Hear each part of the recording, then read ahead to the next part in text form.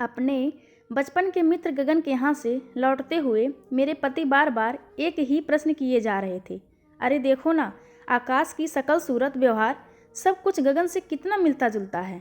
लगता है जैसे उसका डुप्लीकेट हो, बस नाक तुम्हारी तरह है। मेरा तो जैसे उसे कुछ मिला ही नहीं। मिला क्यों नहीं है? बुद्धि तुम्हारी तरह ही है, तुम्हारी ही तरह जहीन है।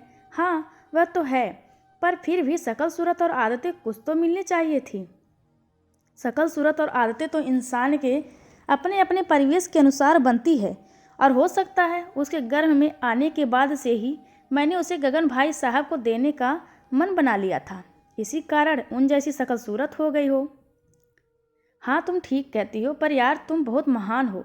खुशी खुशी अपना बच्चा गगन की झोली में डाल दिया। क्या करूं, मुझसे उन लोगों की तकलीफ देखी नहीं जा रही थी। गगन भाई साहब और श्रुति भाभी ने हम लोगों को कभी गैर नहीं समझा। आपके लंदन रहने के दौरान हमारे पिताजी हमारे बच्चों का कितना ध्यान रखा। हाँ यह बात तो है, गगन और भाभी जी के साथ कभी परायेपन का बोध नहीं हुआ। फिर भी एक माँ के लिए अपनी संतान किसी और को दे देना बड़े जीवन का काम है। मेरा तो आज भी मन कर रहा था कि उसे अपने साथ लेते चलूं। कैसी बात करते हैं आप, देखा नहीं कैसे गगन भाई साहब और श्रुति भाभी जी की पूरी दुनिया उसी के इर्द गिर्द सिमट कर रह गई है। सच कह रही हो, और आकाश भी उन्हीं को अपने माता पिता समझता है, अपने असली माता पिता के बारे में जानता भी नहीं। शुक्र है मेरे पति को किसी प्रकार का शक नहीं हुआ, वरना मैं तो डर ही गई थी कि कहीं यह राज उन पर उजागर ना हो जाए कि आकाश के पिता वास्तव में गगन ही हैं।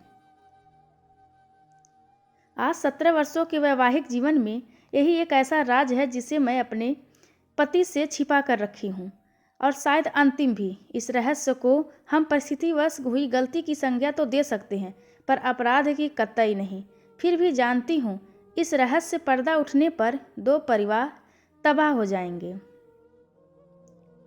गगन के इन बचपन के मित्र हैं। गगन जहाँ दुबले पतले शांत और सब कुछ पढ़ने लिखने में कमज़ोर थे, वहीं मेरे पति गुस्सैल कद काठी के अच्छे और जहीन थे। घर का परिवेश भी दोनों का नितांत भिन्न था।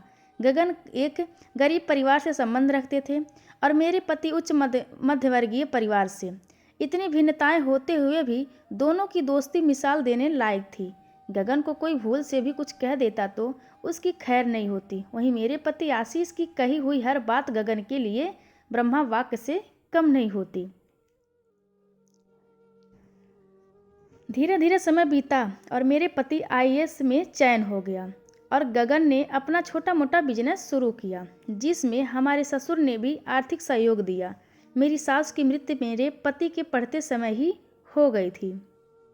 उस समय गगन की माँ ने ही मेरे पति को माँ का प्यार दिया, और ससुर भी कभी गगन को अपने परिवार से अलग नहीं समझते थे और कहते थे कि कुदरत ने उन्हें 2 बेटे दिए हैं, एक आशीष और दूसरा गगन।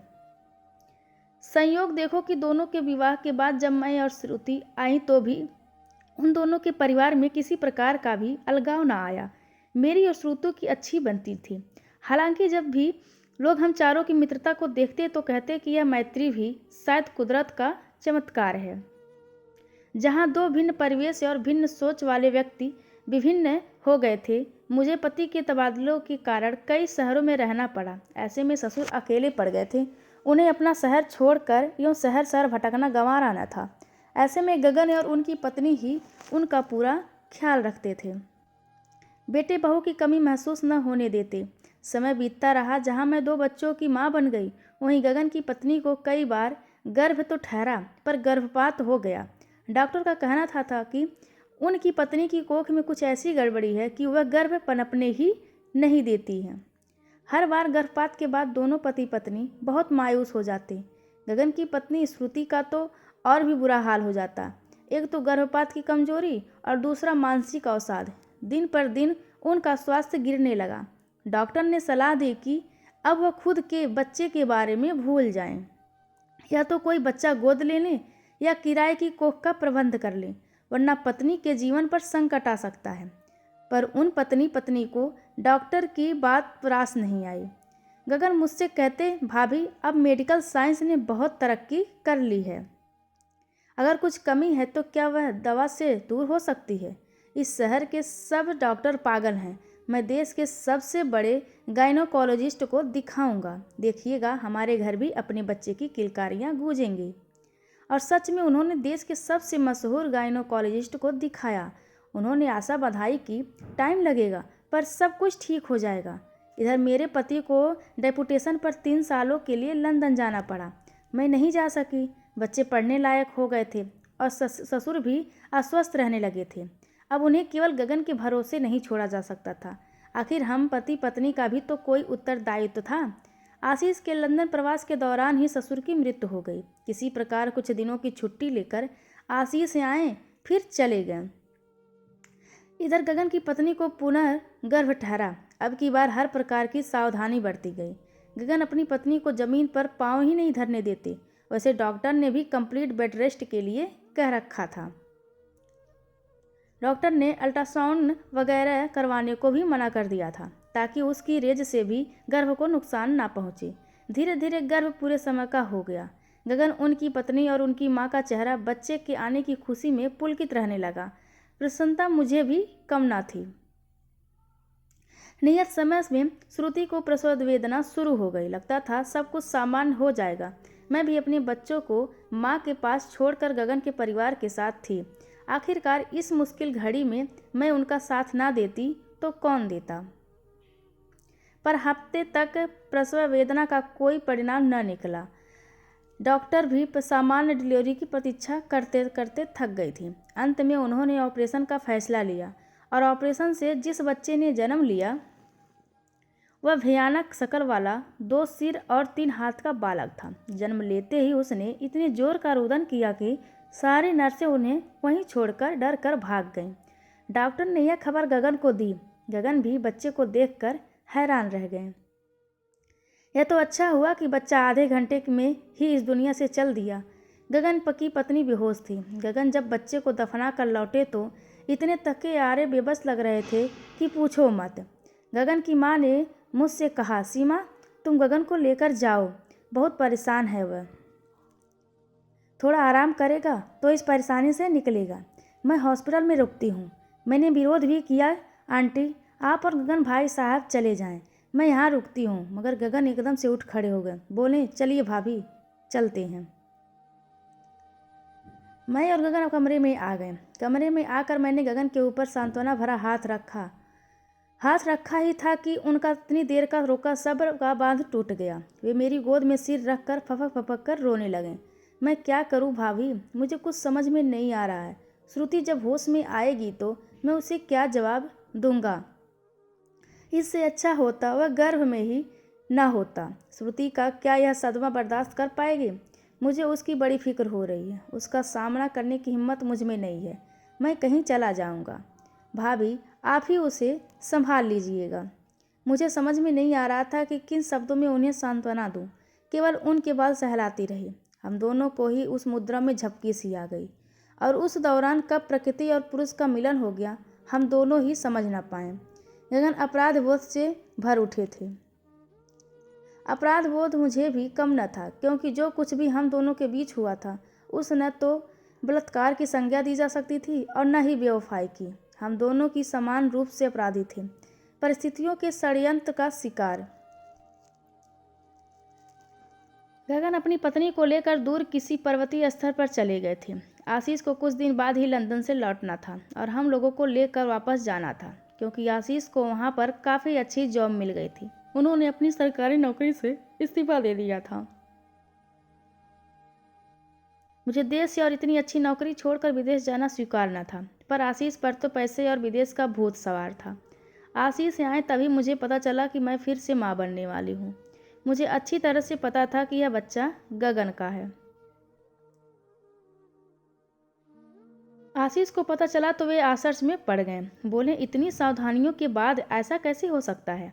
मैंने कहा, अब हो गया है तो क्या करें। आशीष बोले, अबॉर्शन करवा लो। अभी नए देश में खुद को और बच्चों को एडजस्ट करने में समय लगेगा। यह सब झमेला कैसे चल पाएगा? मैंने कहा, मैं एक बात सोचती हूँ। श्रुति भाभी बहुत दुखी हैं, डिप्रेशन में आ गई हैं। शायद अब उनका दूसरा बच्चा हो भी ना। तो क्यों ना हम इस बच्चे को उन लोगों को दे दें। तुम्हारा दिमाग तो खराब नहीं है? अपना बच्चा कोई कैसे दूसरे को दे सकता है? आशीष बोले। क्यों, वे लोग कोई गैर तो नहीं है? फिर तुम ऑपरेशन कराने की बात कर रहे हो। कम से कम जीवित तो रहेगा और उन लोगों के जीवन में खुशियाँ भर देगा। वह तो ठीक है, आशीष ने हथियार डालते हुए कहा, पर क्या गगन और भाभी इसके लिए मान जाएंगे? चलिए बात करके देखते हैं। जब हम लोगों ने गगन भाई साहब और श्रुति भाभी से इस संबंध में बात की तो वे विश्वास ना कर सके। गगन बोले, ऐसा कैसे हो सकता है भाभी? आप अपना बच्चा हमें दे देंगी? मैंने कहा, हमारा और आपका बच्चा अलग थोड़ी ही है। मेरी इस बात पर गगन ने चौंक कर मेरी आंखों में देखा। मैंने भी उनकी आंखों में देखते हुए अपनी बात जारी रखी। कृष्ण के भाई बलराम की कहानी जानते हैं ना? उन्हें संकर्षण विधि द्वारा देवकी के गर्भ से रोहिणी के गर्भ में प्रतिस्थापित कर दिया गया था। तो यही समझिए कि यह आप लोगों का ही बच्चा है, केवल गर्भ में मेरे है। अगर बेटा होगा तो आप लोग नाम आकाश ही रखिएगा। मगर न श्रुति को और न ही आशीष को इतनी पौराणिक कथाओं का ज्ञान था। केवल मैं और गगन ही इस अंतर्निहित भाव को समझ सके थे। फिर मैंने कहा, मुझे पूरा विश्वास है कि आप लोग उसे पूरा प्यार देंगे। बच्चे की कल्पना मात्र से गगन की पत्नी की आंखों में चमक आ गई। बोली, सच भाभी, क्या आप ऐसा कर पाएंगी? क्यों नहीं, आप कोई गैर थोड़ी ना हैं।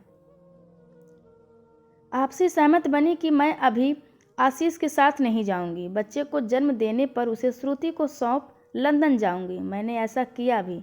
बच्चे को हॉस्पिटल से निकलते ही श्रुति की गोद में डाल दिया और आशीष के पास बच्चों के साथ लंदन चली गई।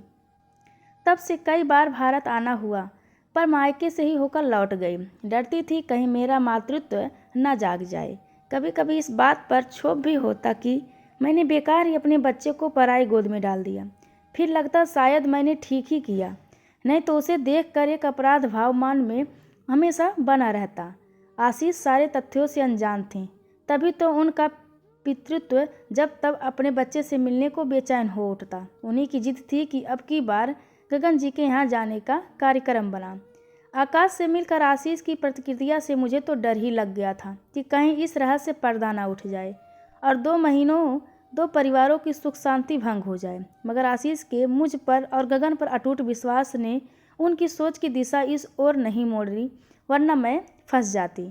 क्योंकि आज तक ना तो मैंने कभी उनसे झूठ बोला है और ना ही कोई बात छिपाई है। विश्वासघात तो दूर की बात है, और इतना तो मैं आज भी मन से कह सकती हूँ कि मैंने और गगन ने ना तो कोई विश्वासघात किया है और ना ही कोई बेवफाई। गलती ज़रूर हुई है, पर हाँ, यह बात छिपाने को विवश ज़रूर हूँ, क्योंकि इस गलती का पता लगने पर 2 परिवार व्यर्थ में विघटन की कगार पर पहुँच जाएंगे। इसलिए मैं इस विषय पर एकदम चुप हूँ। दोस्तों, यह कहानी आप सभी को कैसी लगी कृपया कमेंट करके ज़रूर बताएं, और चैनल को लाइक, शेयर और सब्सक्राइब करना बिल्कुल ना भूलें। धन्यवाद आप सबका।